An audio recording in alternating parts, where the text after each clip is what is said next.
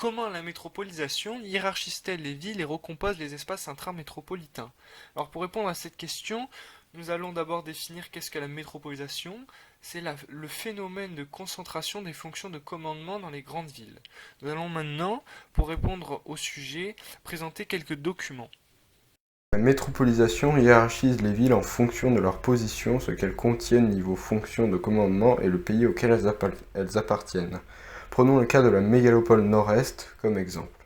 Le fait qu'elle soit une mégalopole est dû à la proximité de certaines villes comme New York et Washington, qui comportent plusieurs fonctions principales de commandement du pays, ce qui tout d'abord les place en métropole de rang mondial et en fait l'une des trois mégalopoles les plus influentes au niveau mondial.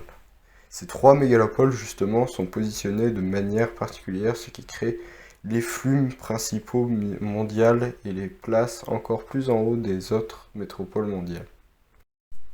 Autre point sur la hiérarchisation.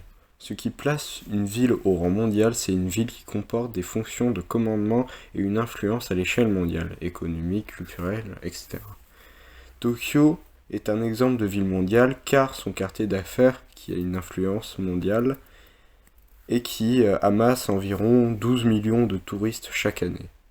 Dernier point sur la hiérarchisation liée à la métropolisation, c'est pourquoi certaines villes possèdent pourtant des fonctions de commandement imposant ne sont pas au rang mondial. On peut illustrer ce cas avec le Caire, où cette ville possède plusieurs atouts comme le fait qu'elle soit placée première dans le continent au niveau infrastructure et deuxième dans la catégorie société et démographie.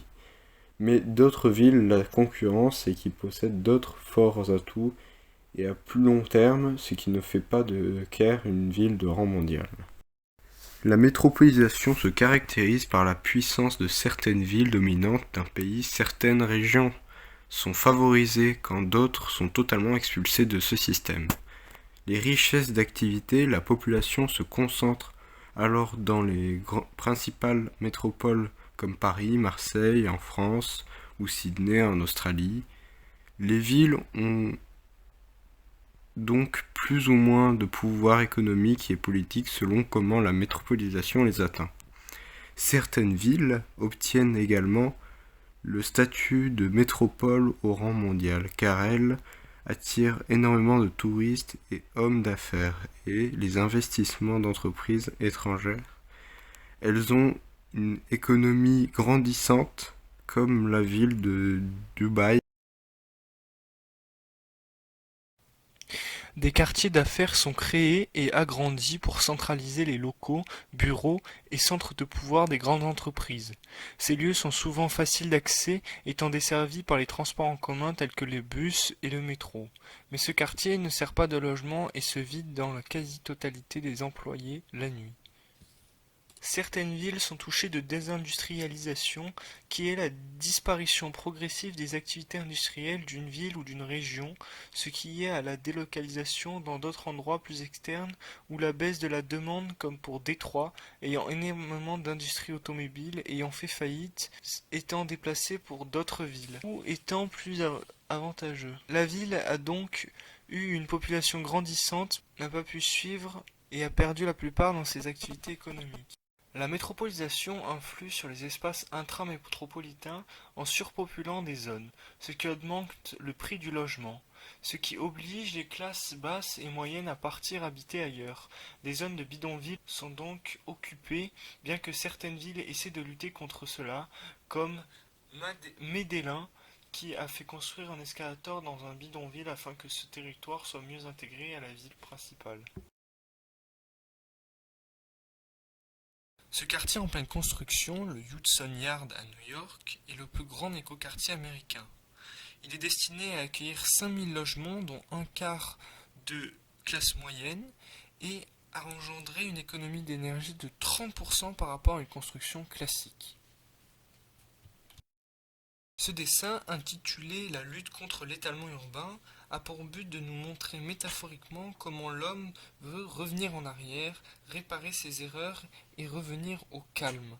En effet, on y voit un homme retirant une couche de route pour laisser place à un quartier avec des arbres et des briques. et donc plus calme. Cette photo nous montre les effets néfastes de l'étalement urbain. En effet, en haut de l'image, on peut voir des quartiers plutôt modestes, des immeubles, mais qui restent vivables, alors que dans la partie basse, plus éloignée du centre de la ville, des quartiers très pauvres ressemblant fortement à des bidonvilles. La métropole de Chicago subit une forte fragmentation socio-spatiale. En effet, les différentes populations restent entre elles et ne se mélangent pas, ce qui crée une certaine ghettoisation. On peut voir également sur la carte que les espaces les plus anciennement urbanisés sont le lieu d'habitation des populations les plus défavorisées, et que de nouveaux centres d'activité se créent à l'extérieur de la ville. On peut voir sur cette photo la métropole de Chicago. On y voit au milieu le centre principal, le quartier d'affaires de la métropole, et autour de celle-ci, on peut voir à perte de vue des maisons, des quartiers résidentiels pour les classes moyennes et aisées.